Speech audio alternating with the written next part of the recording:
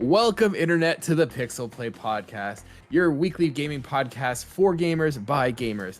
I am one of your hosts, Kaylan, aka Catastrophe, joined as always by my co-host, Adam at CS Radical, and Chris at Jin and Chris. This week's episode, we're going to be talking about our favorite games within video games. That's right, we're talking about Minigames, the games that come free when you buy a game. If you like that, we post episodes every week wherever you get your podcast by searching for PixelPlay Podcast. We are also on Spotify and YouTube if you want to see our lovely faces as we make these videos. With that being said, let's jump into it. Gentlemen, how are we doing this week? Adam, you want to go first? I'm very emotional.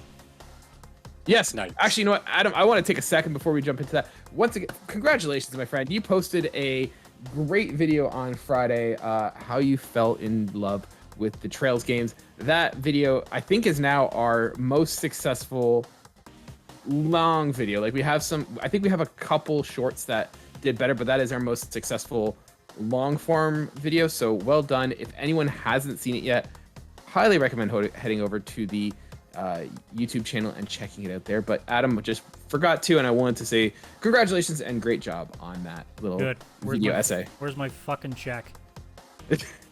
Yeah, I got bad news, sir. It's gonna bounce like they always do. 100%. But that being said, how are you doing, Adam? What's new with you? How was your Like week? I said, I'm very emotional, and it's a good and a bad, but well, okay, I shouldn't say it's a good and a bad. Like, sad is generally a bad feeling, or tears are usually a bad feeling, but not in this case. I'm getting really close to completely finishing all my trail stuff again. So obviously the video came out because I had finished Azure, which means technically I've done all 9 games leading up to Reverie. However, I'm not quite finished Cold Steel again on my replay through, so I have the most recent story fully in my head again. So I've been playing into 4 now, and as we were just before recording, I got to a point in the game where it's the end of the first act, and it made me nearly fucking cry the first time I played it, and it nearly made me fucking cry again, because, again, 9 games, well, I guess in this case 4, but you get the point. Emotions can get a little bit high when there's people that you've had a lot of time to care about, you know, going through shit. And then on top of that, also just the sheer amount of mind-blowingness that I've had from playing Inscription, which I just randomly decided to do on the weekend because, well, it was free on PlayStation Plus in the last month. I just never got around to it yet. So I was like, screw it. We'll take a crack at it. Because I'd seen gameplay of it. I thought it looked really, really cool. I thought it was an interesting concept. And I do like my TCGs. So screw it. I'm in. And about an hour later, I went, this is the fucking coolest thing I've ever played. Holy shit. And then the game decided to do a lot of games like to do these days when they're indie developed and completely turn themselves on their fucking heads, which I should have known better because the same guy who made this game made Pony Island, which is not the game that you think it is from the sound of it. It is a notorious game that is way not what you think it is. To the point of Pony Island, for example, you actually can go into the game's code and alter it to make certain pieces of the game unlock. So, like there are things like that happen. That's cool. With Inscription, I was saying it to Chris, like, the game on its own, if you complete the story as is still really weird and creepy and cool at the same time. There are ciphers hidden in the game that people have decrypted over time. And what they actually are makes the game so much more different when you read how that was found out. Because you end the game and I'm like, that was a really fucking weird thing. I wonder why this happened. And then people show what the ciphers did. And I'm like, I wasn't going to think of that one as being the reason as to why, but okay. But like as a card game, which is the core of what I played, obviously, it's really fucking good. And it's another example of a game that, why don't we have this in real life? Because it's a very simplistic card game, but in a roguelike where I died a lot in the first act because I hadn't learned the rules quite yet. In the second and third act, way different story, died way less because I started figuring how to break things. Because there are certain cards that can make you a little OP. For example, in the third act, because also the system changes in terms of how summoning gets done. This case, it's like the old Yu-Gi-Oh! Like sacrificing monsters to get other monsters kind of thing. In the third act, it's more like Hearthstone, where it just has like you have a set amount of mana that you can use to summon. And generally speaking, most cards, it goes up to 6 points, I should say. Most cards that are up to 2 points of summoning aren't that powerful. They're usually 1 attack and then whatever amount of health and effects. If they have 2 attack, there's generally a reason why they have that high in attack. So there's a card that it's 2/2 for 2 attack and 2 health, but as soon as you attack, it dies. So it's basically a one and done card. Unless you go further into the game and go into one of these slots where you can add an ability to the card. And if you just happen to pull an ability that says, oh, if this card dies, it goes back to your hand, well, you have a very early game 2 attack summon that you can just plant consistently and never have to worry about it leaving your deck. So most things don't have more than 2 health, and if they do, they don't have high attack anyway. So you pretty much just keep clearing the board, and eventually you just win. By the time that the end of the game was coming, I was 3-turning matches, like easy. It was getting ridiculous. So, and there was even an exploit that I didn't even do that you can keep fighting with a card and keep killing it till it eventually regenerates itself and becomes more powerful. And you could have a card that's like 15/15 for like the max mana cost. Nothing is remotely close to that. So you could have a ridiculously broken card. But like, a lot of people have said, and I agree with this, the first act is easily the best, and this is what you're watching if you're watching on YouTube, because it's very creepy and unsettling. And because you don't really know what's going on yet, it really adds to it, because you're trying to figure out like what's going on. You will die many times because it does take a little bit of time to figure out how to get a handle of like, okay, what stuff works really well with this. Also, as the game progresses, every time you die, that soul gets infused into another card, and you can pick the attack and health cost and an effect, and that soul becomes a card that you can come across later in the game. So if you died like 20 times, there's 20 cards added into the possible like overall collection that you can just suddenly pull from out of random. So you can start getting some really weird, interesting cards that can finally help you get over that edge. So it also works really, really well. And then even aside from the card game, you can get up from the table, walk around, and there's little puzzles to do and try to unlock more and more things to try to figure out what the hell's going on. And like I said, once you get out of that act, then it just starts turning on its head, and it's really fucking bizarre and weird. But like, as a card game, I loved it. And the fact that it just added with this really weird, like, D like level film storyline that's just really cheesy but really like unorthodox as well. Like, it all came together to be this really, really cool concept. It's probably one of my favorite things I've come across in quite some time. It's not like the greatest narrative. Like, the narrative isn't really like well written, but it's enough to keep your attention. I just think it's really neat. It's one of those things that's like, yeah, I wouldn't give this like a 10 out of 10 for like storytelling, but it's getting a 10 out of 10 for creativity. Like, I love what they tried. It does look like a lot of fun. It really does. The only thing I have is like, I don't like the aesthetic. Like, it looks like such a creepy game, and it's not for me. It's not. Like, as someone who's a giant bitch, it's not that creepy to the point of like, the first time, like the only time I was worried was when you die for the first time, because I'm like, oh, is it going to do a jump scare thing? It doesn't. It's just unsettling at most. It's not actually like scary. Yeah. And once you get out of that act, it stops being scary at all, because then by then you've already A, become desensitized to what it's doing, and B, it starts becoming, without spoiling anything, it definitely goes away from the scary aesthetic that it has in the first act. Cool. So it's meant to get you in this very unsettling world and get you like, it really does put the roguelike elements in it with very well. It synergizes with that very well, because it's unsettling and you know you're going to die probably, because it's not meant to be just an easy run through. So it definitely does that good starting power. But yeah, like once the further and further you get into it, you'll know how to break it better. And then it slows down on the scary stuff, and it starts just becoming more of this very strangely written like story that just kind of turns itself upside down a few times. Cool. Chris, what about you? What have you been up to this week? So I'm still playing Final Fantasy 16. Yeah. Or are you? Pardon? Or are you? Because it sounds like you're going to stop. Stop playing Final Fantasy 16? I saw your completion rate. Oh, okay. I was about to say, and according to my PlayStation, my completion rate is 69%. Nice. Nice. So I don't know if I can continue. I think I'm at the point where, no, I'm kidding. I'm obvious. It's also like some of the most epic parts of the game. So I'm like, I obviously have to continue, but I did make a quick video of it saying 69%. And I was like, sweet. Nice. But I have been playing that. I've been loving it. I haven't, for some reason, I don't want to like rush through it. So I take Mhm. breaks from it because it is so epic and it's like got this nice calming part and then crazy epicness and then nice calming part and then crazy epicness. So I kind of try and break it apart so I'm not just rushing through it. But I am pretty far. I'm sure I've only got maybe 10 hours or so left and I'll probably be done considering just how far I am. The game I've been playing on the side is very much relatable because it's the theater rhythm games, which are the Final Fantasy music rhythm games, where it's got the characters and thing. I play that on the couch just upstairs, in bit like at night usually a bit. But I mean, the game's fine. It's more just that it has 400 very nostalgic Final Fantasy music tracks, which is one of the greatest parts of the whole series anyway. So I kind of play that for an hour every night before bed, and I love that. Why aren't you playing Cult of the Lamb?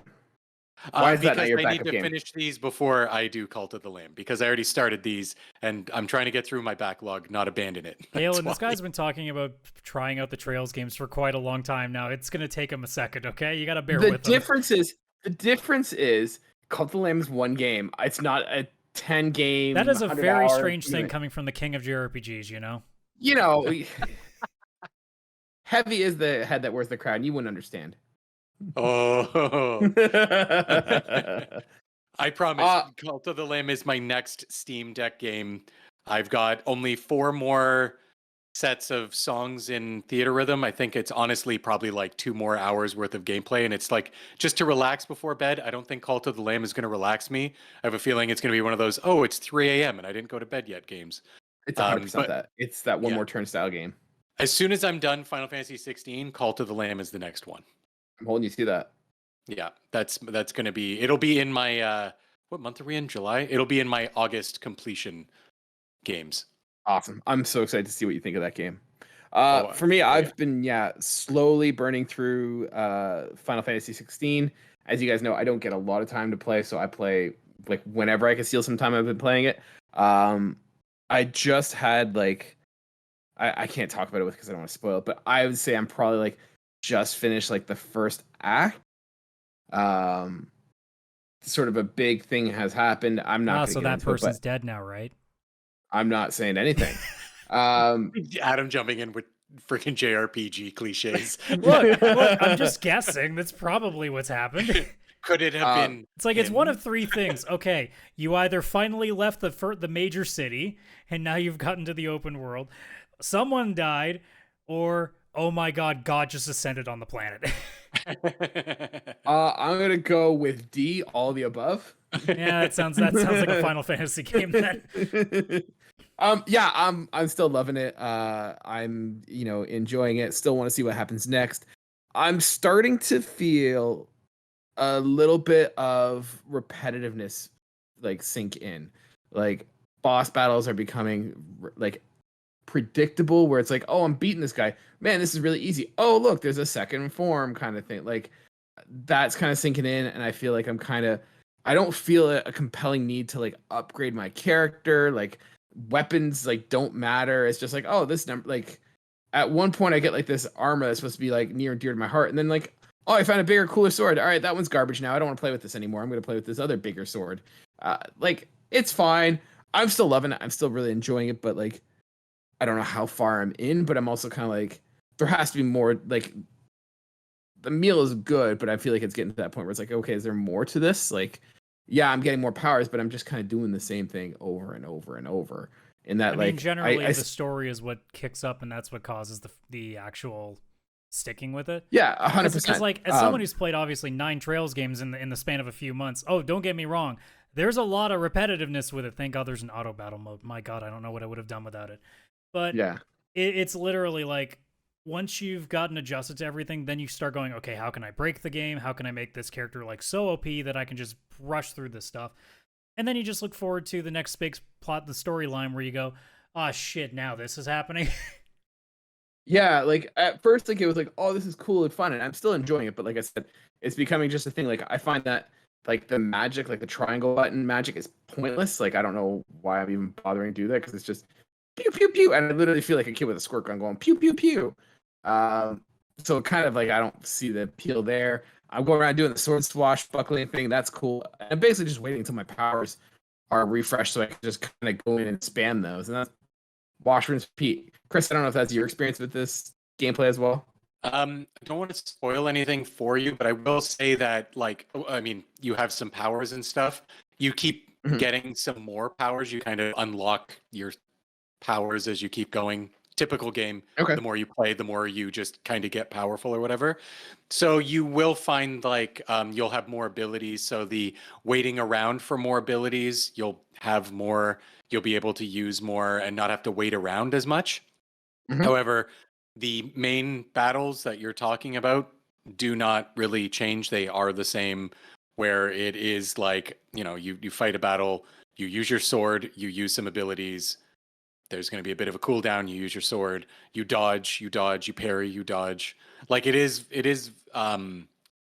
I guess repetitive is like the correct way of putting it. But you will find that, at least from what I'm noticing, either the battles are getting shorter or something. Like they really emphasize it in the beginning to get you used to it, but maybe it's just you get better at the game or something. But I've been going through battles a lot quicker than I was before. Okay.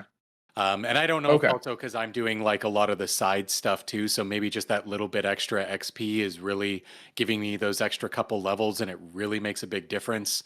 Um, but yeah, like it really is, as Adam mentioned, just the story.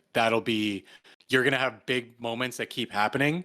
And you're like, holy shit. And then it's like, well, now I'm in that nice little calming part, but like, I gotta continue this because like I need to know what the hell happens next. It really is going to be Yeah. the story that's pushing this, and some of the like cinematics with some of the um, battles and stuff, like bosses and stuff. Obviously, they make Mhm. some of them very cinematic and huge, but yeah, Yeah. the actual gameplay itself pretty similar. Yeah, I don't want to say like repetitive might be the problem, but maybe it's just shallow. Like there's not much Yeah, to it. But either way, I'm still loving it. Happy to see it go. Yeah, continuing on with that one. Guys, we've been talking about some video games. I want to talk about video games within video games. Adam, you brought this topic up to us this week. Uh, what are some of the best or some of our favorite mini games that we've played within games? Yeah, I thought this is a fun topic. It's not something I often think about, but kind of going through it, like there were some like ones that I played that I'm like, oh yeah, I forgot that was in there, and that's a really good one. And like there are some that I wish were like actual board games and actual tabletop games that I could play. So, yeah. With that being said, Adam, this is your topic. Did you want to kind of start off with one that you kind of thought of? Yeah, sure. So I have 13 that came to mind when I get it all, and there's a couple that I kind of group together because there are some games that it isn't just like one major mini game. Some that we'll talk about are literally known for the one big one that everybody knows. I can already guarantee what Chris's number one probably is. But hey, Okay, wait. I want you to no. Go take a piece of paper, and I want you to write down what you think his like favorite one is. it's already then in my when he head. It won't reveals be it- leaving. I don't have to write it down. No, but this is for the safety of I'm like not getting out Oh, of my so he chair to doesn't go see- get paper and a pen. It's literally across the apartment to do that. That is I also work. know which one Adam thinks it is, and he Okay, might not Chris? be right. Chris, go get a piece of paper and a pen. Can I just write it on my phone? If you're not gonna play my game, Adam, I'll get Chris to play my game. The closest thing I have It's our mini game is within a a little brush podcast. for like my keyboard. That's the closest thing I have that looks like a pen. I'm sorry, I can only do so much here.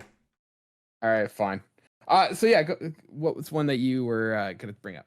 So you guys might do a little bit different than I did. I tried to avoid games that have like actual games within them. So like I didn't do Wolfenstein 3D and like one of the newer Wolfenstein games, for example. I tried to stay away from Oh, I those. definitely did. I figured some of you have guys that one would, too. so. But like if I did that, I would have had like a If list you're of gonna like dismiss that right now, if you're gonna dismiss that, I'm right not now, can we dismissing talk it. about I'm that? just saying I dismissed it for myself because if I did that, that list would be like 25. So All right, all right. the first one that I'll pop up with is honestly like the ones that we'll probably remember the most when we were kids. So I specifically picked two because I figured only putting one would make no sense in a game that has like, or series that has many games of it. So I picked specifically for Mario Party 1 and Mario Party 4. I picked yeah. Crazy Cutter, which is the one where you had to cut around a shape and the closest one to be within the lines. And then Trace Race for Mario Party 4, which is the similar thing, but it's you going down a race, but you have to trace the line, and whoever got closest by the end of it wins. There were so many others, like Bumper Balls is a big one that I know a lot of people liked. I'm trying to think of some of the other, like there's the ones where like you had like the water pump, and it's like whoever like does it the most to get it to spray them the highest. Like you could basically just make an entire list of just Mario Party games, and that's probably good enough. I destroyed so many analog sticks on my N64 and destroyed my palm by just like rubbing there's so many games where you just have to like spin the analog stick, and I destroyed so many of those just by playing that. Yeah. Oh yeah, me too. That's so much fun though. The Trace Cutters definitely are the best ones. Those were my favorite games. Yeah. That's a good pick, Adam. Very good pick. Yeah. If Adam's gonna already brought it up, I'll kind of talk about it. I thought putting the Wolfenstein 3D within Wolfenstein Old Blood was such a good callback. Like, yeah, that was so good. And it's like I think it's the full game. Like you could play the full game in that game. Yeah. And like I spent so much time just playing Wolfenstein 3D within Wolfenstein. And I kind of play that game with modern controls was very, very weird. Like it was kind of neat to play. It's kind of cool when they play like put homages to like their roots and where they came from, and I thought that was really neat doing that with Wolfenstein 3D. That was really fun. I think there's an achievement associated with it, so that's the reason I was able to make sure I found it. But yeah, I found it, and I think I spent like 2 to 3 hours just playing the old game, trying to get good at it. As a dream sequence too, like he dreams about like being Wolf in Wolfenstein 3D, or is he having memories? It's a question. Like, yeah, alternate universe. Who knows? PTSD flashbacks. All of the above. I've got kind of a callback or a nostalgic, like way back one that I don't even know if a lot of people will remember. Mm-hmm. Though you'll remember the game. The game is Super Mario Brothers 3. But when you Never ever heard of played it. that, yeah, right. Get off the podcast. That makes no sense. But whenever you played 2-player, wherever the second player was or the player who wasn't playing a game, it showed the level they were on. And if it was like, if I was playing as Luigi, whoever was playing Mario and they just finished like level 1, it would show this M with a circle on it on level 1. Just to show that's where that player was, but obviously it's Luigi's turn, go and play. But if at any point Luigi went over where Mario's was and Mario pressed the button, like the player 1 or player 2, whoever the other person was, press a button, it brought you into the original arcade game Mario Brothers, where it was just the two of you on those like with the pipes on the side like and everything. The battle game. Yeah, and I don't think I beat Super Mario Brothers 3 when I was a kid, like fully. I think World 7, Pipe World, and World 8 just destroyed me, but I played a lot of that game. I'm pretty sure that I have over like 100 hours of just me and my 2 sisters playing that Mario Brothers mini game within the main game. Just because it was fun for 2 people to play at the exact same time versus like one person doing a level, then another person doing a level. And it was great because if one person tried to skip past and it's like, no, I'm going to do the other level, all that person had to do was spam that A button and you wouldn't even make it past because you'd have to go over their space and they'd pull you into that original Mario Brothers game. And I think the idea was if you won, it became your turn. So you could keep making it always your turn as you play the game. Anytime the other person had a chance, they get sucked into Mario Brothers. You win, you take their turn, you go play the next level. So very cool the way they did that. But I mean, it's just such a cool way. Like, I mean, it's an homage, but by like 3 or 4 years, but still it's an homage to where Mario Brothers came from. And they actually threw the full arcade game right into that one. So you're blowing my mind because I remember playing this game because like, yeah, I remember playing this game as a kid, but like I had no memory of like, I don't remember owning this game. I don't like know how I played it. I know I played it, but I just can't remember where or how. And so like, that just brought out a deep memory that I don't remember.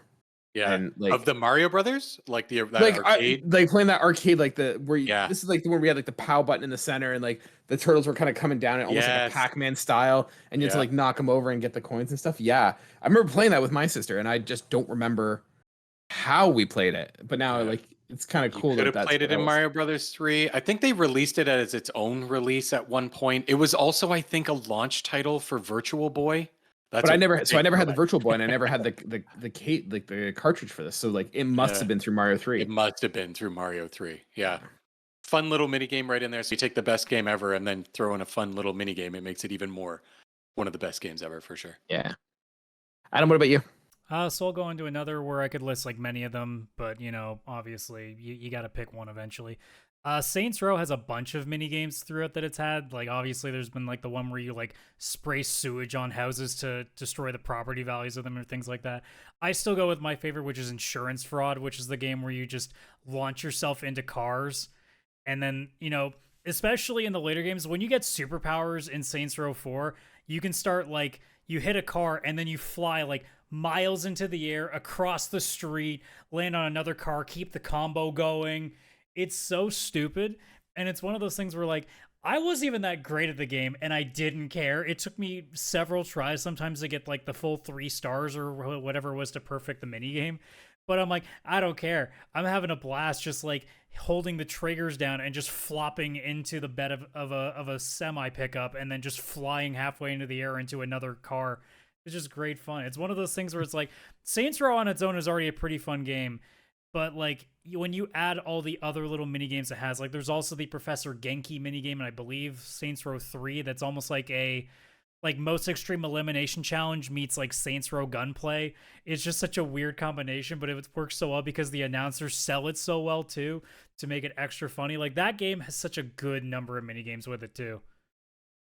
I've actually never played a Saints Row game before. It's one of like the titles I've like kind of slipped my radar, and obviously I've heard of it. I just never got into it, and yeah, like I feel like I missed a boat. There's story to them. I would say if you wanted a starting point, like if you ever can find a cheap version of the remaster of the third game, that's probably a good place to start.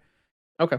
Because that's where like Saints Row 1, not that great because they were that was just a GTA clone. It was still like a GTA clone. 2, they started getting a little more wacky. 3, the training wheels came off and they just like, okay, no idea is a bad idea. That's where you get into like the purple dildo bat and you get all the other weird shit that they do. So you get into much more fun territory. And then if you like that enough, you can go play Saints Row 4 and go into space and fight aliens. And it's great because you're the president of the United States of fucking America.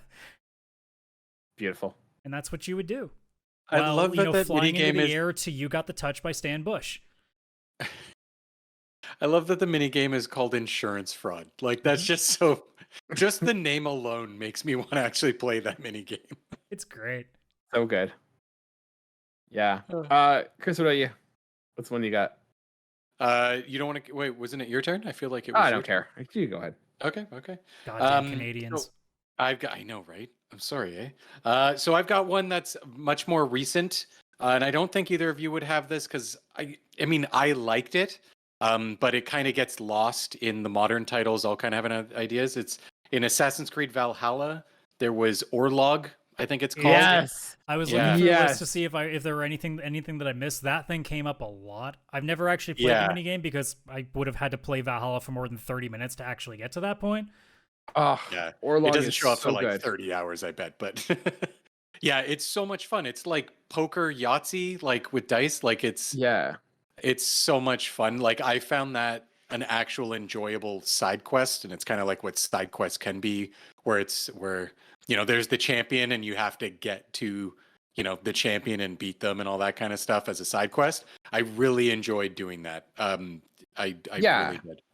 Yeah, it's kind of like a matching game in that like you have to like it's a risk reward in that like it's a rock paper scissors. If I remember correctly, it's like a rock paper scissors style thing where arrows beat sword or arrows beat shields beat swords, and swords beat arrows or something like that. And so what you have to do is like you have to roll dice, and like as you play, like it can kind of distinct like you choose which ones you want to keep, which ones you want to get rid of, and then it matches against what like your opponent has. And so as you take hits, you get losses, and then they have like little totems that gave sort of special abilities and stuff. This game was addictive as hell, and I played it so much. Now that I'm watching, because I never actually watched footage when I was researching all the games, I think I might have played like 1 or 2 rounds of this. It was pretty good. I just completely forgot about it. Yeah, I love this game. I would play it sometimes. Like my whole gaming session on Assassin's Creed Valhalla would just be playing like Orlog. And this is one of those games that I don't know if they did, but I would definitely like just want to. I'd love to have a copy of this game just to like play it at home. Ubisoft that if it's not DLC, they don't want to make it. I'm gonna They check right they, now they to would see never if make physical copies because someone when had they to can have just made it they can on just like charge you $10 so that you level up 2 more levels, so you don't have to grind for another 15 hours. someone on Etsy has made this game. Oh, I'm sure everything that we're talking about, if it has some sort of physical potential, somebody's done. But I want legit versions. Oh, they have made it. Dicebreaker.com is selling it. I wonder if it's a real game from back in the day and they just kind of either updated it I or mean, something. most of these things are kind of made off of something in reference, so I'm sure they took like a base of something and messed with it. Because I mean, in some ways, it's almost like Yahtzee with extra steps, right? Yeah, yeah. I mean, it could have been something that was in, Norway or something back in the day. Ubisoft's always trying to be historical with their Assassin's Creed. I don't know how accurate it is, but maybe. Who knows? Chris, we can buy this off of Amazon for $45. What? I have to go. I'll be right back. I gotta go to You're the on Amazon a computer. store. You can do it right now. Don't lie. No, I have to physically go buy it. I can't wait one day for shipping. Like, and this is the thing I like about it. It's like it's very easy to play. It's very simple to learn, but like deep strategy to it. Yeah. So. And very frustrating to lose because I remember there was a couple where I was trying to get the hang of it and I just kept losing in a row and I was not happy. Yeah, I agree. Sticking with the Assassin's Creed one, I find Assassin's Creed generally has usually one cool, interesting side mini game. One that I'm going to put on there is from Assassin's Creed 4 Black Flag, and that's the Nine Men Morris, if you know what I'm talking about. Oh yeah, yep. So it's kind of like a checkers kind of game where like you have to kind of like you're jumping over pieces, but you can only move certain spots. So there's like a square with 8 spots, I think, and then there's like a line into a smaller square and into a smaller square, and you have to jump over pieces. And so like everyone takes turns slowly putting one piece on the board, and then once all the pieces are on the board, you have to move across and following the line. So if you're watching, don't remember this. Oh, this game was addictive. Yeah, I remember so, it was addictive. There's did I actively avoid this? I legitimately don't remember this, and Black Flag is my favorite. Yeah. So this game is like I think it's actually like a real game. I remember my sister brought a game similar to this back from Kenya. Similar idea. And yeah, you just kind of slide your characters along, and if you can jump over one or the other, and then last one that has tokens wins. So it's a fun game, really easy to learn, easy to master. I really liked it. So yeah. It is a lot of fun. I remember also sinking many hours into that one and losing and getting frustrated until it got good. Yeah. Oh yeah. So I'll cheat the system and just go with the most basic thing ever, but like I think it's the game that does it the best. You know, there's a lot of games that have done traditional card games, and I think that out of all of them, Red Dead Redemption 2's version of just poker, I think was the best setup of it because it had the right vibe to it. And I think they actually, like, with everybody around you actually interacting, like, because there are other cool things. Like, I think, like, Poker Night in the Inventory is still my favorite poker game, period. But, like... Oh my god, yes. But, like, in terms of mini-game versions of card games, I think Red Dead Redemption 2's poker is my favorite out of all of them, because so many games do poker or blackjack or casino games in general. I think they honestly did the best at it because...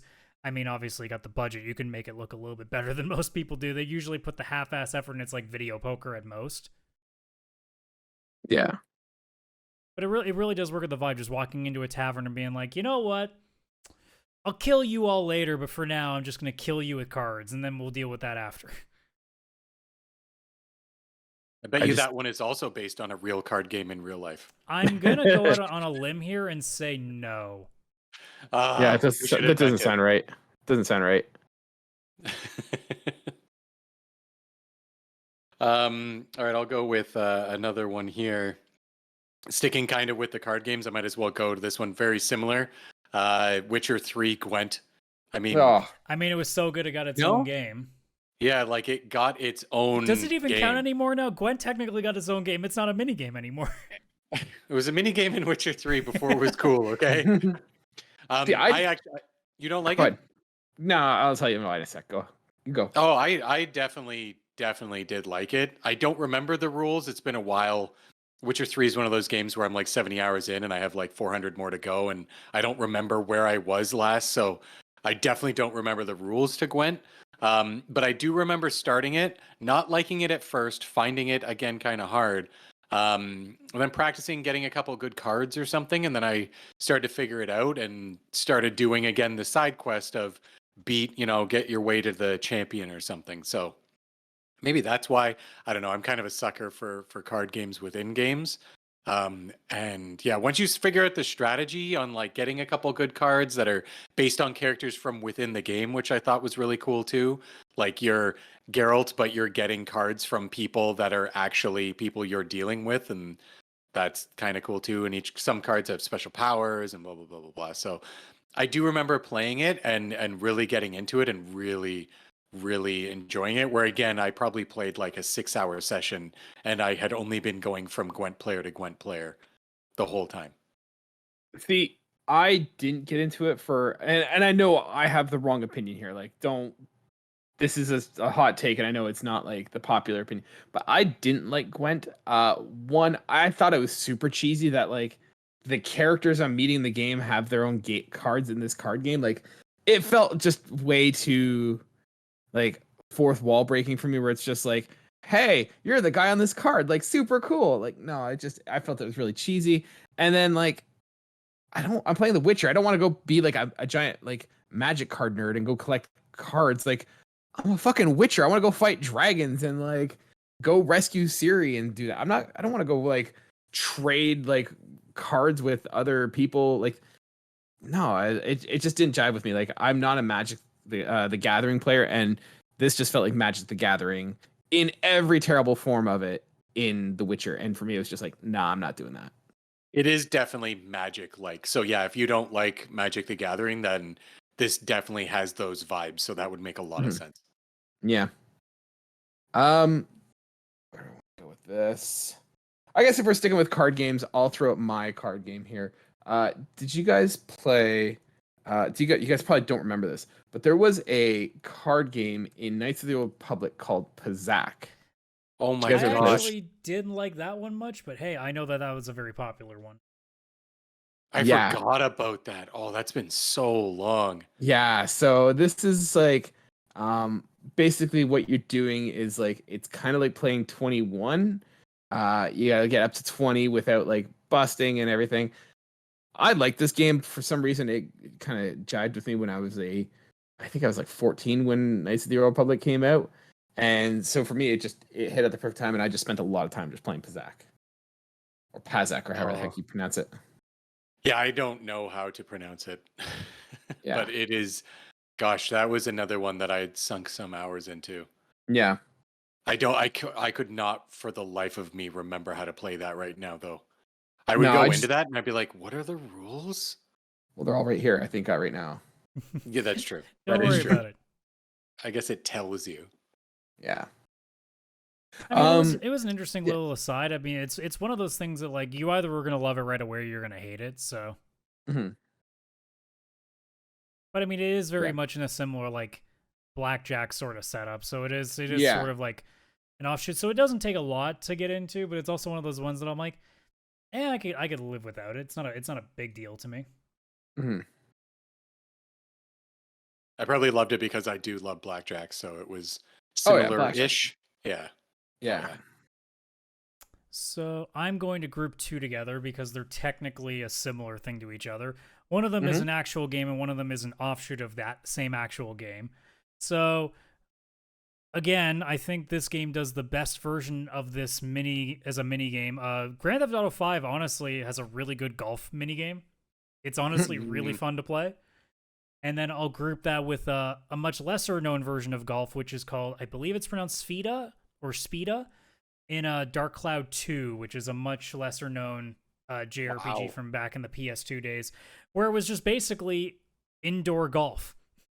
So everything was a lie. You had all the different waterways to work around. You had the walls to bounce off of. It was a really cool concept, and I wish that something like that would be made as an actual game again. I mean, there are games that are probably close to that are maybe on the indie side of things, but like nothing that I know of any time in the last little while. Like I know that there's like that Curse to Golf like roguelike thing, which sort of plays off of stuff like that, but it's not remotely close to what I'm looking at here. Whereas Spira is definitely I mean, also the charm of it being like anime wise is kind of like a nice addition to it too. But it almost has that like Mario Golf kind of feel to it, Oh It's yeah, just this is like totally hot like shot. hot It's just shots. hot shot golf, just or indoors. everybody's Inside. or everybody's golf. Yeah, Dark Cloud is also that series that like, man, I don't know what Level 5's up to these days if they're like a part of a different studio now and have been renamed something else. But man, Dark Cloud is the kind of game I'd like to see someone take a crack at doing again because I think conceptually it was a really good game. Because it's basically like dungeon crawling, but you're slowly rebuilding a city that's been lost. So like you're slowly getting pieces back, and then you get to remake the city kind of how you see fit. It kind of always gave me like PlayStation's answer to Fable, and I think I might have been wrong on that assumption. I mean, I think this came before Fable. Xbox Series, Hmm. maybe. Well, Maybe. let's see. That's a quick Google search. It doesn't Dark matter. Cloud. December 2000. Fable 1. 2004. Yeah, Dark Cloud was way before Fable. Fair enough. Fair enough. 2000. And also wow, did it that's better. early. I haven't played Dark Cloud, so I Fable can't hater. say. But yeah, why you gotta hate Fable? Fable's overrated, so that's just it. How dare you, sir? How dare you? I mean, look, Pierre Molyneux is the literal meaning of the word overrated when it comes to video game production, so it only makes sense. Fable 1 is amazing. No, Yeah, it's Fable not. 1. You're wrong, Agree sir. to disagree, sir. Chris, mute his mic. I don't know how to. I mean, he can mute. I'm only he asking can because I mute don't know my how mic to in either. Discord. It's not going to change anything on this recording, now, Yeah, is it? I don't know how to do it either. So you're lucky that neither Chris or I know how to mute your mic. I'll mute myself out of protest. That's just a damn shame now, isn't it? All right, I'm going to throw another one out there because it's a fun mini game that is in The Legend of Zelda, Fire Emblem, Sonic Frontiers. It's in almost every game you can think of, especially out of Japan, and that is fishing. It is in basically every game. Yeah. So I decided I couldn't pick one. I was trying really hard. I'm like, is it count as a mini game in Stardew Valley? Maybe, I don't know. Then No, I'm like, I wouldn't say it's a mini game in Stardew. no. But then I'm like, Sonic is fishing in Sonic Frontiers to get I mean, power. fishing is the only good part about Sonic Frontiers. It was probably my favorite part. I can't lie. That and the music. I could have just had the Sonic Frontiers music and fishing for like 4 hours, and I would have been like, still not money well spent, but I would have enjoyed myself. See, yeah. I always think of Ocarina of Time's fishing game. Yes, that's when that's I threw the one Zelda I in think there. of. Oh yeah. Yeah, my sister Yeah, and I spent that- so much time we would just take turns fishing. That's all we would do.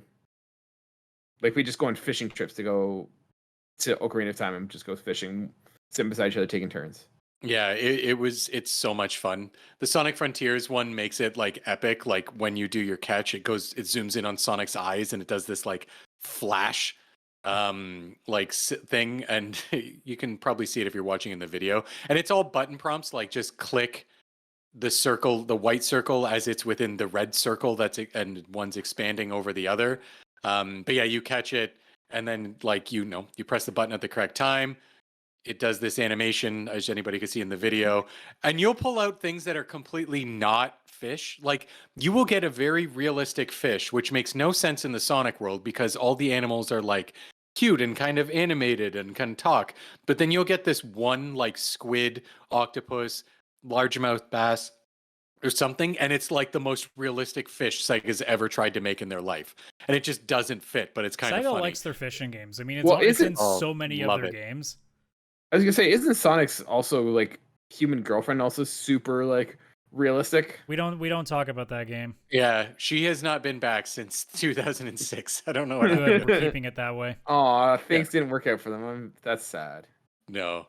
But yeah, you'll be fishing and you pull out then like a monitor or like a scroll. Like Hey. it's just the most random stuff in the water. E-waste is a real concern. Don't minimize it. I think He's trying to help the environment. There was rubber tires. There's always rubber tires that's in the freaking lakes. And yeah, you definitely can catch those. They're worth a lot of points. So it must be an environmental thing for sure. So my thing is going back to Ocarina of Time. For me, my mind was blown the first time I played that fishing game, and you snap a rumble pack into that controller. Oh yeah. Oh man, like game changer right there. Like it was so good, and I felt like that was the good one because like you had to like pull it in and reel it in and like kind of use the controls to kind of shift it. Whereas like I'm watching the Sonic one, and it's like it's a button prompt. Like yeah, it's just a button prompt. I kind of feel like you miss the tension of reeling it in. And then you go to the arcade where they had the actual fishing arcade game with an actual pole. Probably made by. Do you remember that? Do you remember that game all of our dads and our grandfathers and uncles got back in like late 90s, early 2000s, where it was like a handheld fishing game, and you would like have to cast it out and like reel it in, and like the string would pull and like bend the rod. Like, do you guys remember that? Oh yeah. God, that was a time to be alive. That's what it was. Man, I miss that. That'd be fun. I'd play that right now. We were too busy back in the day playing with those really crappy like dollar store ones where it's just the Etch-a-Sketch size thing where you're just getting the rings in the little bubble machine into the, onto the sticks. Yeah. Or do you guys remember like the old ones where like the old knockoff Game Boys where it was like one game and it would just have like it was like a really crappy baseball game or something. Yeah, it wouldn't even like have like thing. movement. Pretty much, and it would just have like light up different sides of the picture and stuff. And you're like, oh my god, you gave me Double Dragon, and then you played and you're like, oh, this is not Double Dragon. No, this is a Tiger game or whatever they were called. Well, no, it was Double Dragon, just really, really bad Double Dragon. No, the company that made those like little handhelds or whatever. Taiga, like TYGA. Yeah. I remember getting like a race car one, and I think I had an Aladdin one. Yeah, I had a Sonic the Hedgehog one that was also a watch. It was the game was on there, but it's literally 2 images, which is him running or jumping, and it's like pressing the button to jump over things that come at you. So almost like what you get now when you get like internet connectivity issues on Google Chrome, and it's just like the little T-Rex game. It's that, yeah, it's that, but on your wrist. The 90s was crazy. I'm going to throw that out as a mini game, little T-Rex Google Chrome game. Best mini game, the Google search bar. No, I'm gonna go back. I'm gonna do a shout out before I get to my like what I think is my favorite mini game. I'm gonna kind of do a shout out, circling back to what we were talking about, Wolfenstein, kind of paying homage to roots and stuff. Is Crash Bandicoot appearing in Uncharted 4? Yep. When Elena and Nate are kind of sitting down and they're like, "Hey, like I found this video game," and Nate's like, "Oh, I don't play video games very much," and like they play Crash Bandicoot. Like it was such a cool moment to play, like. Especially for Jen, because she grew up playing Crash Bandicoot, so she knew the game, and I did not. And so we ourselves had a competition as like who could do better in Crash Bandicoot, and she whooped my ass in that because she just knew all of like the levels and the things, and it was just a fun little Easter egg within the game, and it was a fun game in and of itself too. Yeah, that was a very cool moment when it was started happening. I was like, no way, come on. Yeah, and it was fully playable. And then I realized how much I suck at that game. Oh, yeah. And I played it before. I have no excuse. That game's just hard. Oh, that's a good one. What about you, Adam? You probably have like 13 more left. Not close. Buddy. Let's see. All right, I'll throw another couple ones that kind of match up together. So...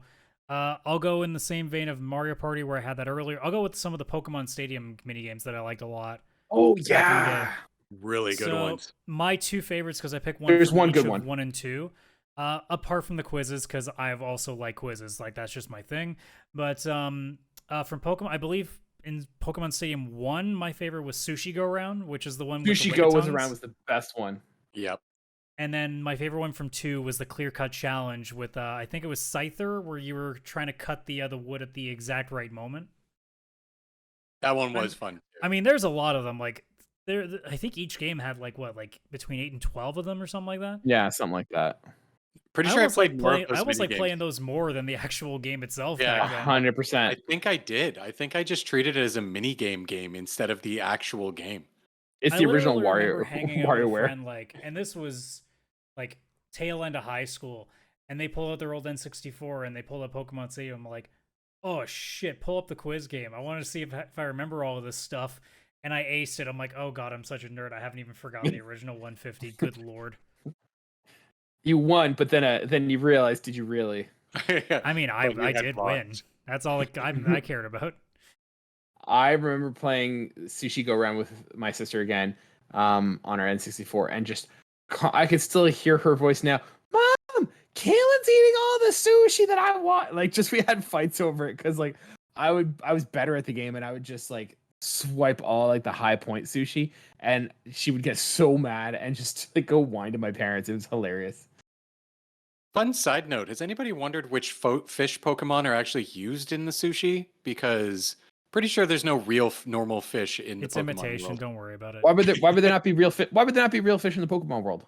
Because all of the fish are like Pokemon, like No. Magikarp and I don't know, whatever the other ones are. I don't remember. But would there not be regular animals in this world too? Like We've never, or as far Pokemon as animals? we know, I don't think we've ever seen them, have we? No, I don't think that in a single game they've shown any other things other than Pokemon. In that case, isn't magic like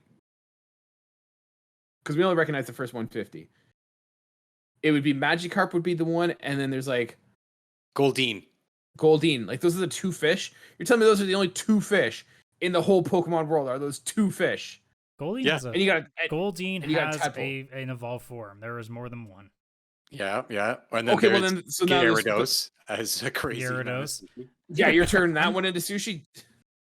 I mean, Snorlax. You're has got going a out lot, there with you know, the Snorlax has sushi. got a lot of meat. You're going out to get that Gyarados sushi, and it's gonna be like, fuck that, and just wreck your ship. And look, I don't care at this point. Charizard's a dick. I think dragon meat probably tastes good. And gotta clip it again. No. No, like for me, I'd imagine that because like, what do they eat then? Do they just eat the Pokemon? They don't talk about Look, it's either imitation meat or they're all vegetarians. Like, it's one or the other.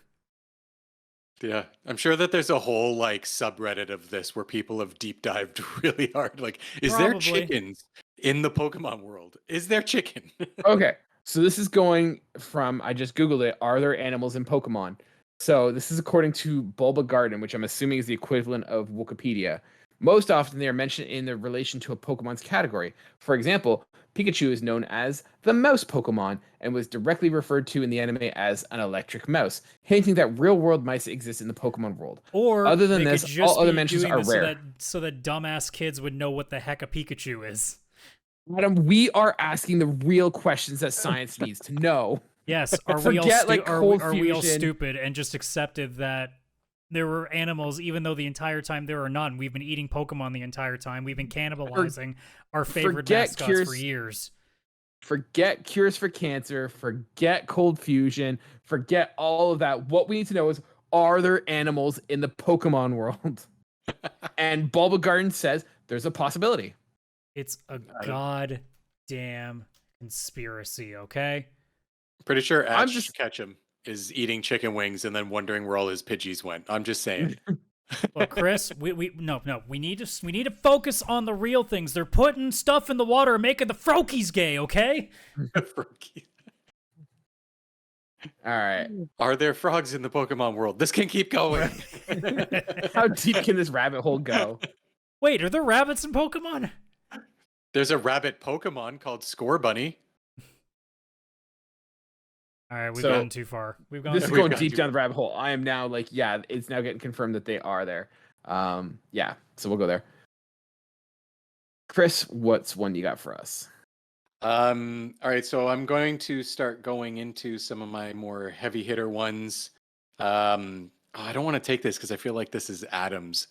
Adam, you'll probably just want to talk about this with me, but like Yakuza, obviously, the series has so many good ones. I'll just talk about one. I'll just talk about the Hostess Club.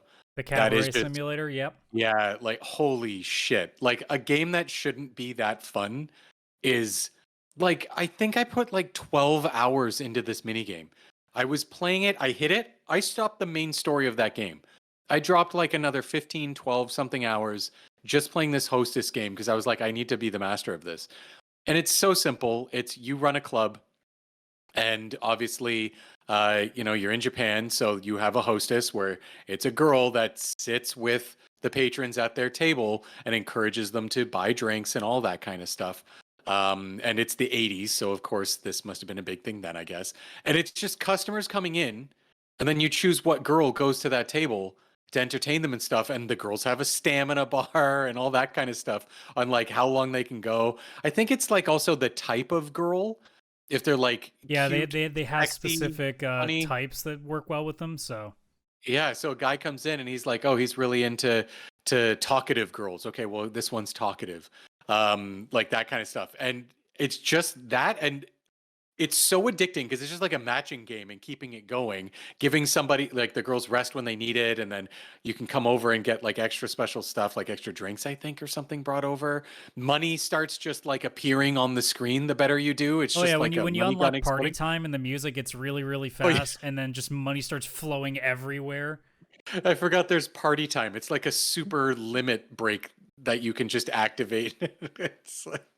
It's just so addicting and silly. It's so crazy, like thinking in retrospect that I know that this symbol, whatever it is with their hand gestures, just means they need a new ashtray. I'm like, you eventually just learn stuff like that, and you're thinking like, why do I remember this?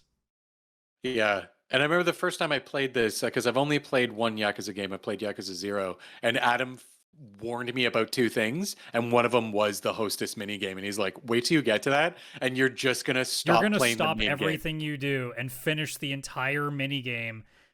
You're going to fully complete it, and then go, oh yeah, there was another game I was playing, wasn't I? Yeah. And it fully happened to me. It just fully happened to me, and I want to play it right now. I wish this was its own game. It is like in it's Yakuza separate 1 game. and 2 as well in the Kiwami. So they added it for a couple of more, I believe, and then it finally goes away. But my god, like it's one of those things that you play like I'm sure Kaylan's looking at this being like, this doesn't look interesting at all. I thought the exact same goddamn thing, and then 3 hours later I'd fully completed it. Yeah. I am watching this and just thinking, man, Yakuza's a weird and stupid looking game. Yes, it is, and that's why it's one of my favorites. It really is. Yeah, you get so frustrated when a guy comes in. It's like, fuck, he's really into sexy girls, but all my sexy girls are resting. They're all on right break. What the fuck, man? Like you can't play with other people in the house because as soon as you start yelling that, they ask questions, right? They ask, Where are my sexy girls? And also, yeah, the fact that you can have like some weird ones too, especially like there's one girl that you can find that's just wearing this like giant orange like mascot head. Like, I mean, orange is the fruit orange. So it's just a giant orange on her head with just eyes and a like a triangle mouth, and that's a character. And you can raise that. I can't take this serious. Look, you're the king of the JRPGs. You're gonna have to get used to this, Kaylan.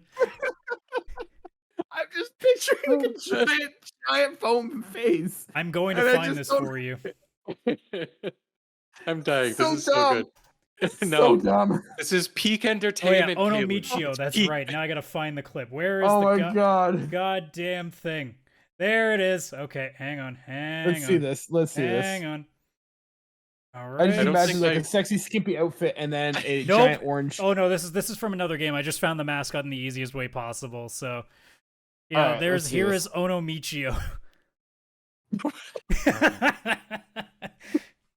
And again, folks, this is why you should also be subscribing to us on YouTube so you can see the dumbass footage that I put up on the screen here. What the hell is this? Oh yeah, the little salmon backpack he's got on his side. Like, Oh yeah, how the bowl. often I is it- forgot the bowl of ramen on his head. I forgot there's 3 layers to the costume. What's the context that there's enough demand for this stupid character that they're like, hey, Oh, that's the we should thing. get a hostess to do this. It's not like a very popular mascot. It's just one that people are trying to make. It's like one of the. It's like the Island of Misfit mascots guy. Oh my god, I'm done. No, no, I can't. And like Oh. to Every once hinge in a on while, I'm like, Yakuza, so man, I'll jump in. Yakuza. Every once in a while, Yakuza seems like, man, what a cool hardcore like thing. I want to be like play like the Yakuza, and then I see something like that. I'm like, this is not the Yakuza experience. This is not what the Yakuza are doing. Are recruiting people that You look just like don't that. see it. You just don't Yeah. see it. You don't know what's happening behind. the I'm living doors, in my you know? sheltered like suburban. Like I'll hinge further on Yakuza, the pocket racing circuit game mini game as well in that series. Where it just ends Oh, up yeah. being like basically Hot Wheels, and that's a mini game that I spent way too much time going in to make my car the best possible, and racing around and just doing crazy shit with that. This is not the kind of stuff that the Yakuza do. Yakuza are not going to like race like rally car things and racing. mini That's cars. what makes Kiryu special. Yeah, everybody needs a break, Kaylan. Jeez. You got to unwind after work. The best Yeah. part about this is when I was growing up, I had a very similar toy on a much smaller scale, obviously. It was just like 2 cars on an electric track and went in a circle, and you had like this little. Was one a police car and one was like a red car? I don't know if I had the one that had a police car. I think it was just like two generic like supercars. Okay, because I had But you one like probably that know too. exactly what I'm talking about. Had like a little like electric gun looking thing, but it was actually just the more pressure was the more power you gave to the Mm. car. So when I was playing that in Yakuza, I was like so into it because I used to actually play with a real toy like that as a kid. And I was like, this would be around in the 80s. This would be a big deal.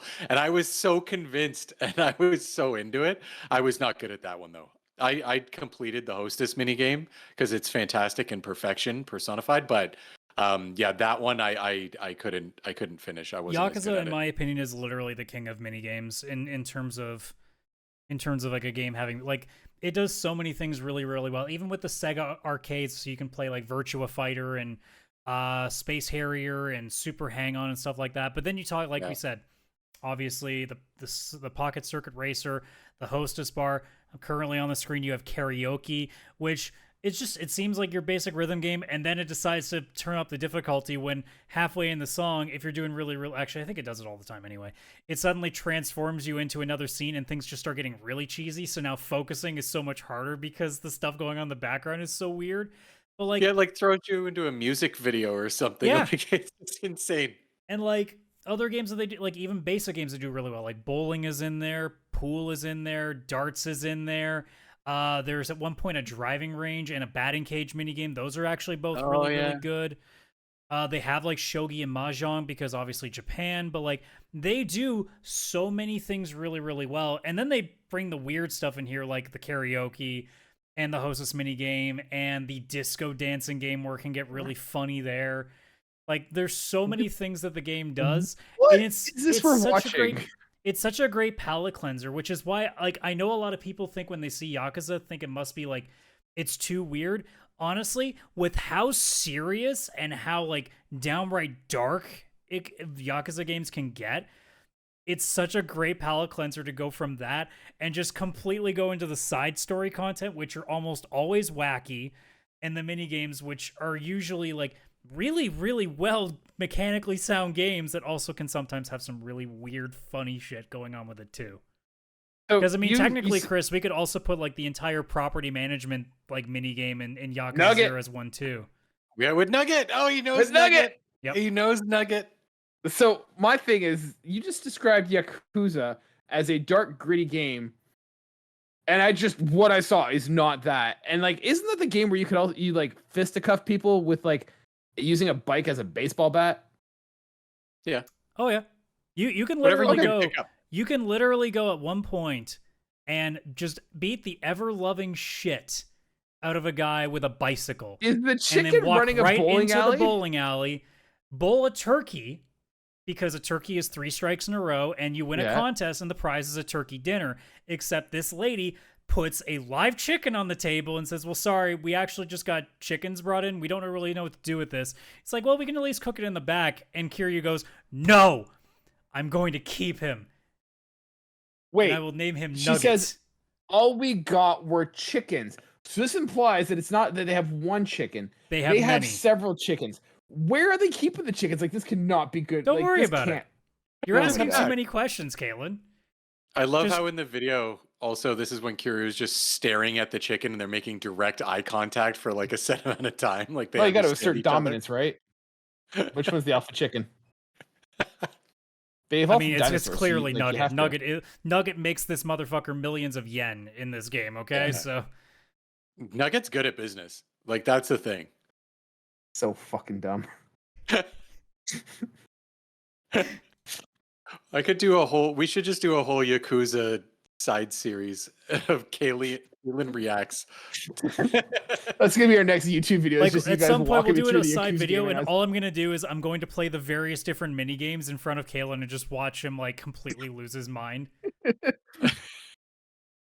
Awesome. Uh, All right, I Chris, you don't got even more? remember. Yeah, sure. Oh no, did I go with that? No, Adam, you just went. That was Adam. Well, I jumped in because Oh, yeah, so you guys went the to go back cabaret. and I forth, jumped in with the together other with stuff. Yes. Yakuza. Yeah. I might as well All throw right, all cool. the Yakuza stuff in there. Then I'll go next. I don't know if this counts as a mini game or not, but did any of you guys play Mario Paint? Oh yeah. Jan, you guys played the fly swatting game in I Mario was just Paint? gonna say you're gonna say the fly swatter. Fly game, swatting aren't game, you? yeah. Oh yeah. What a That- like I don't know how that thing made it in because it has nothing to do with Mario Paint, but like you just got a fly swatter, you're just like swatting flies, and then there's like an electric fly, I think that you like have like the boss is like A big an electric. fly. Yeah, that game was so much fun, and like I kind of surprised that they never brought Mario Paint back. 100%. Especially, you know what? With the Wii U, I'm genuinely shocked they never did a Mario Paint game for that console. Oh yeah, because of the tablet controller. It literally was designed for it. Oh or my even god, the yeah. Switch now. You could do that Because on the Switch is Well, but I you think got the Wii U touchscreen even on the came Switch. with a stylus at the time. It did. Well, the problem no one would know because no one bought the Wii U, but And that's why it took a long time for me to buy a Switch, because I learned my lesson. like yeah, I'm I surprised at didn't. Mario Paint because like that would be such a zen thing. Like I know people who just download like paint by numbers apps on their phone. Like Nintendo could make it like $20 and just like beep boop boop boop. Don't kid Yeah. yourself. They would charge full price for a new Mario Oh Paint. yeah, it'd be an $80 game. Do for it. Sure. Do it. Do it, you cowards. Similarly, like they could do a like you also had like the music thing on there. Like I remember making songs out of like Mario Paint, and God help my parents, like they were so patient. Like me showing my master like piece concert theaters I made on Mario Paint, and I'm sure they just sounded terrible. Just Yoshi going like what. Oh yeah, I'm sure they loved it. Oh, it's probably terrible. It's funny you mentioned, like, I'm surprised they didn't make something like that. So there was a game on PlayStation, and I remember because it was one of the last things I played on PS3. It was called You Draw, Instant Artist. Oh yeah. And it was like a drawing kind of game, had a bunch of mini games and stuff in there. And they had a fly swatter bug game, which I'm assuming they took the idea from Mario Paint. Because I remember 100% I they was did. playing it, and it was the only trophy I never got in that game was trying to get to the final level of that in You Draw. There you go. All right, how many games does everybody else have still on their list? I got one left, and it's my number one. I got 2. Okay, and I got 2 left as well, so you know what, we'll go with that. I mean, I have more than 2, but they're all at the bottom now. I'm okay with putting them off.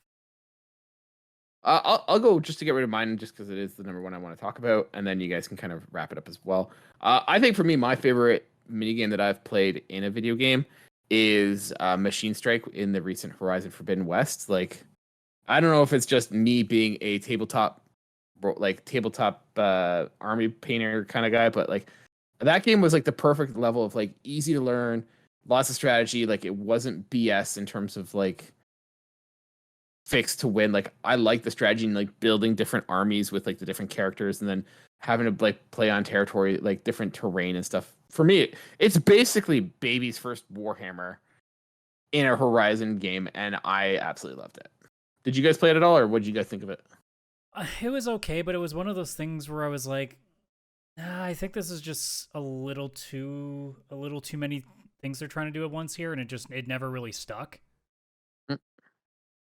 I definitely played it. There was a trophy, I think, associated with it, so it made me try it. But I did really like it because I also did have like Warhammer and stuff back in the day, and it did give kind of like that, like you said, baby's first Warhammer kind of feeling. Yeah.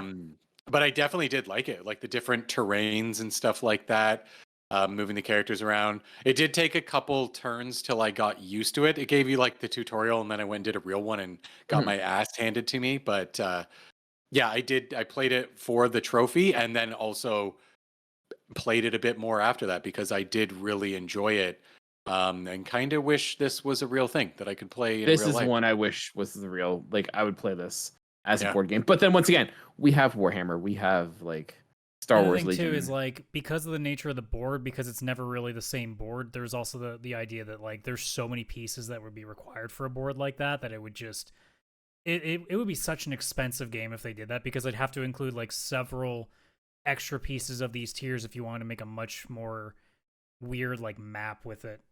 Not necessarily. You can just make this. You can make this just printed out things.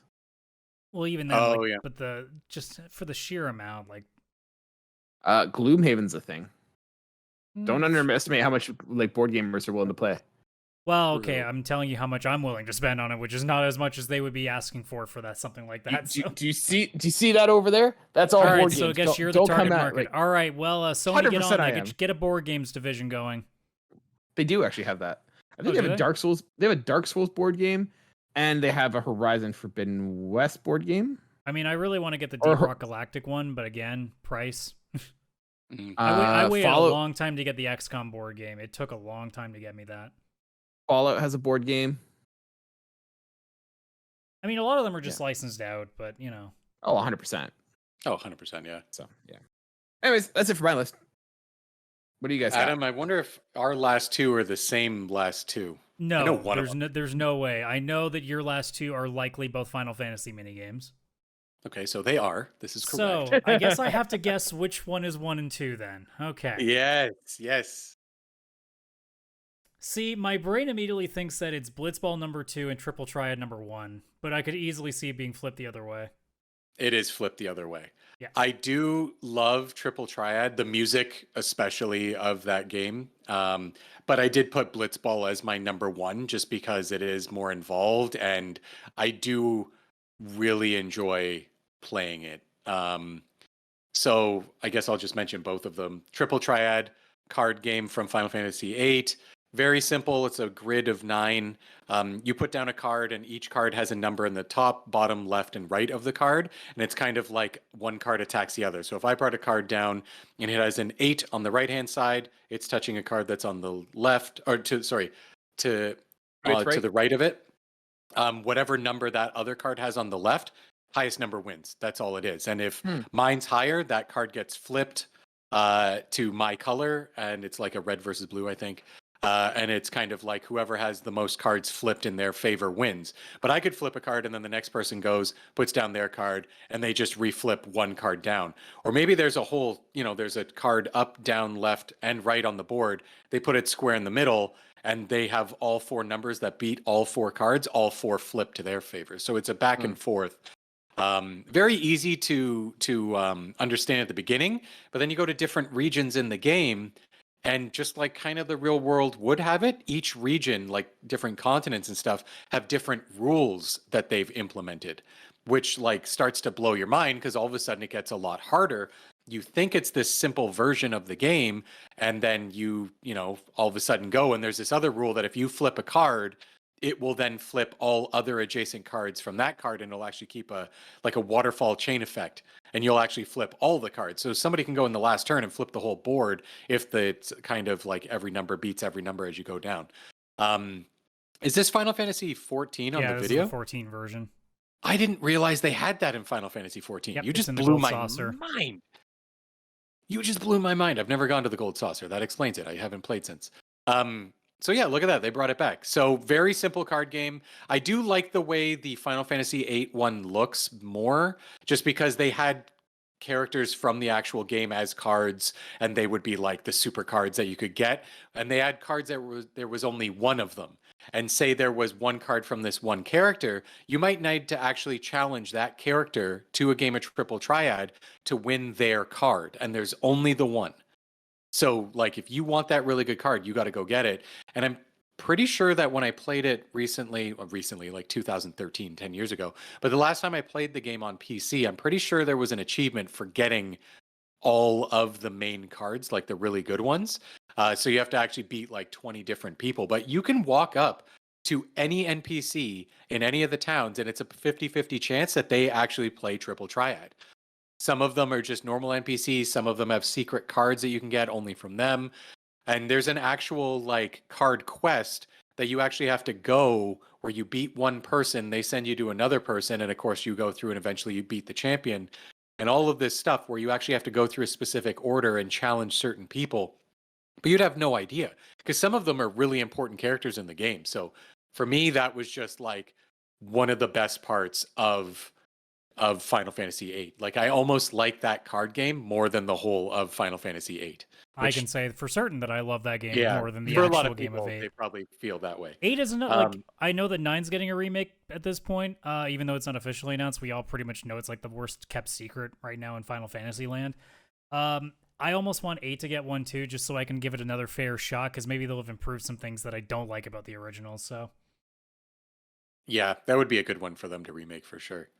The other minigame, Blitzball, is from Final Fantasy X, And this is one where you go around. You don't challenge people. You can actually go and talk to people to recruit them onto your team of underwater rugby, football, soccer. I'm not even sure what it is. It's a lot of things underwater. Let's just go. It's a with lot. that. You're underwater, which they never explain how everybody can breathe forever underwater here. Don't worry about it. It's like you're playing soccer, but you carry the ball because obviously kicking underwater would be impossible. It's simple to understand, but like unlocking certain characters that NPCs you meet throughout the world, and certain ones have special abilities and stuff like that, and you can actually build your like awesome team. I remember getting to the point in the game, and I did it again when I played the remaster, of just getting that perfect team, and I started just like whooping everybody's You're winning ass, games like and 13 breezing to through. nothing. Yeah, like there was, I don't remember which one it was, probably the Jet Shot or Jet Shot 2 or something like that. Yeah. Like you give it, Titus gets the ball, you use your special, you basically get a guaranteed goal from almost anywhere on the map, no matter who's in your way or anything. Like it's such a cool concept. And, It's very much like a loved JRPG it. where even in the mini games you can over level and just absolutely OP everything. Because I mean, in Yeah. a sense, Blitzball, it's not even like an active game. It's not like you're selecting when you want to shoot.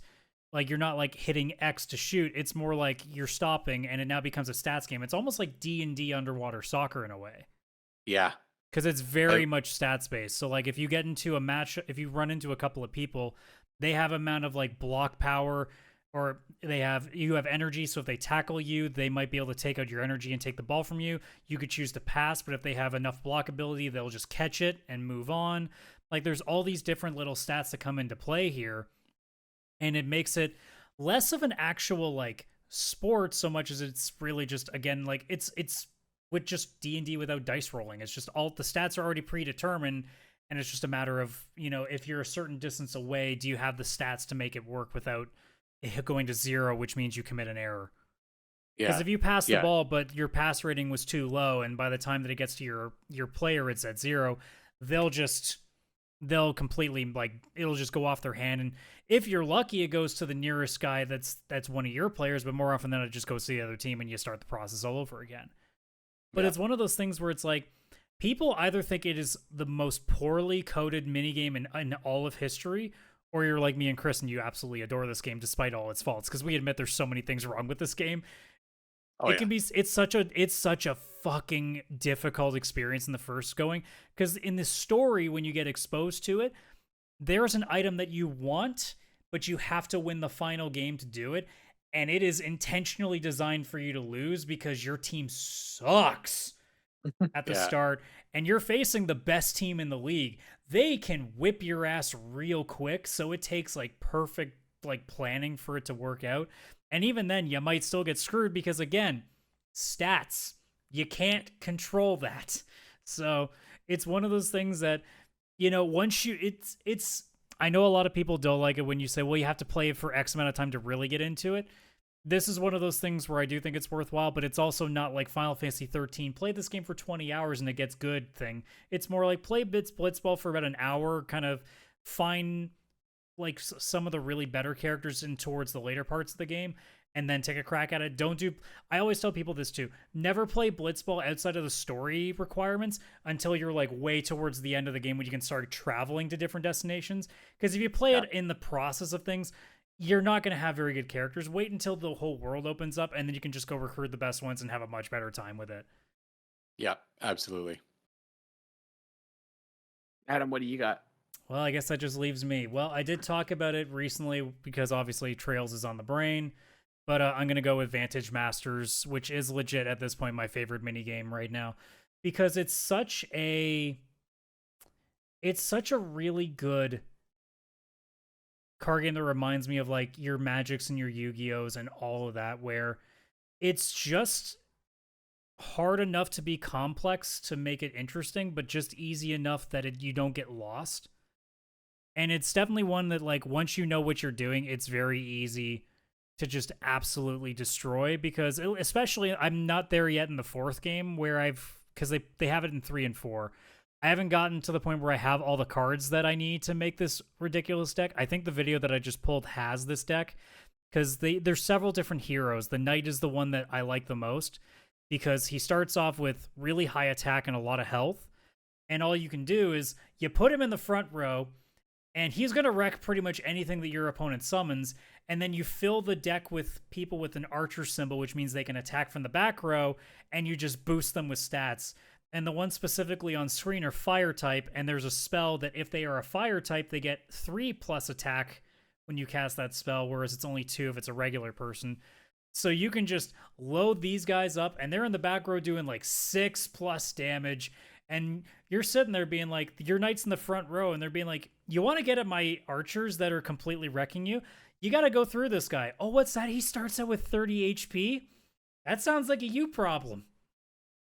But even in the early game, like when you don't have all of these cards yet, it's still relatively challenging as you start slowly collecting all the cards. Like there's a few that you buy in shops, but for the most part, every time you beat somebody, you get a new set of 3 cards or a new hero, depending on which one it is.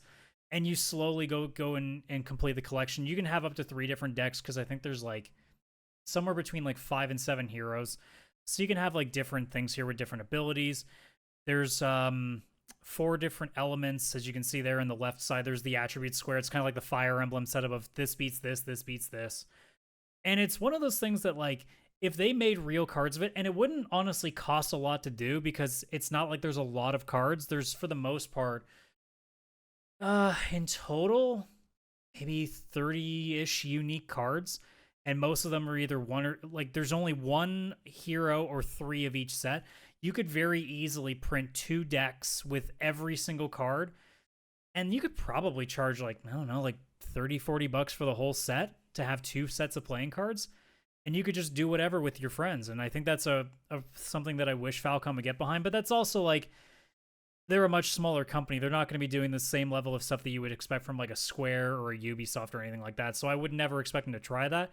I would wish that somebody would get the license for it and do that. Because again, I don't think this would cost that much to produce. But it's one of those things that it's like, it's not too complicated and you don't have to add stuff into it. So it's very much you can buy a set and be done. And you can just customize the decks however you like it, or you can even just draft decks. So like if you don't want to pre-make a deck, you can just be like, okay, select your hero, and then we're going to put all these cards on the table, and you got to select one, and there you go, and you just build a deck that way.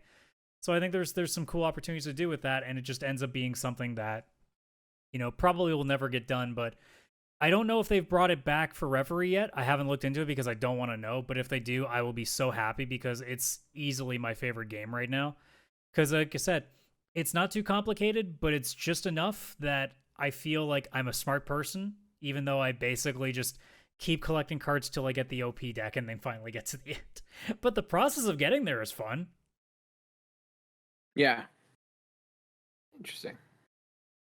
And I think that, because I mean, apart from that, like I had a couple other ones on the list, like as honorable mentions, like Fort Condor in the Final Fantasy VII Remake was a pretty nice tower defense game. Yeah. I'm not too big into tower defense, but it did decent for what it was. Journey of the Prairie King from Stardew Valley is also a nice little like mini arcade game that's in there. And I think that's the rest of my list. Yeah, I mean, apart from like again all the Mario Party and Smash Brother games that we didn't cover, because with that alone, there's so many. I mean, I know like in your case with the Wolfenstein, I know there's like Doom was in. I can't remember which Doom. I think the 2016 Doom they put the original Doom game in there, or it might have been in Doom 3. I'm not sure. No, I know randomly Time Splitters 2 was in Homefront the Revolution, which meant there was an actual good game in a Homefront the Revolution. So, because that game is a pile of ass. And even with Grand Theft Auto, like they already had golf. Like I said, even the tennis mini game is actually not that bad. But like, yeah, I love the fact that we came up with a pretty decent list, and it proves too that like you can make a pretty fantastic game, but you can also put something there in the side stuff that can end up being like extremely memorable. And we know that it works because Gwent got its own game in the end. So it's definitely not unheard of, and hopefully things like that can continue to happen. I would love to see something like a Vantage Masters full game, whether it's in card form or just it's straight up like how the Pokemon trading card game had its own game at one point. That's true. Have a game that's literally just it's set in the Yakuza world, but it's just you as as an owner of a cabaret. Like there's so many things like that I think would be such a cool concept as a solo game. Obviously not for full price, but like if they put something up for like $20, a la like a Far Cry Blood Dragon level, like short game. Like I think there's so many cool ideas. And of course, the biggest one of all, where's our next Quidditch game? Oh Yeah, good luck with true. that. right? Something missing from Harry Potter. That would have been on the list if there was an Well, they actual were too busy Quidditch. making an open world that had nothing in it, so Cool. Honestly, guys, that was a fun. There was like so many ones that you brought up that I hadn't even considered on there, like Pokemon Go, or not Pokemon Go, Pokemon Stadium. Surprised about that, and like yeah, some deep cuts there. So yeah, I thought that was a fun little chat. And guys, if you guys thought that was a fun little chat, we do these every week. You can find them wherever you get your podcasts, searching for PixelPlay Podcast. Or if you want to see us do it live on video, well, you can't do it live, but you can at least see our videos while we do it on YouTube or Spotify. just You can pretend check it's us out live. there. Search for PixelPlay Podcast. It's live for you, so it doesn't really matter. You can find all our socials if you want to get part of the show, talk with us, send us questions, topics for the show, anything like that. You could find that by searching for Linktree, linktr.ee/PixelPlay Podcast. With that being said, I've been one of your hosts, Kaylan, aka Catastrophe, joined as always by Adam CS Radical and Chris at Jin and Chris. If you haven't seen this week's Radical Rants by Chris or by Adam, highly recommend it. Check it out. With that being said, bye for now. Bye.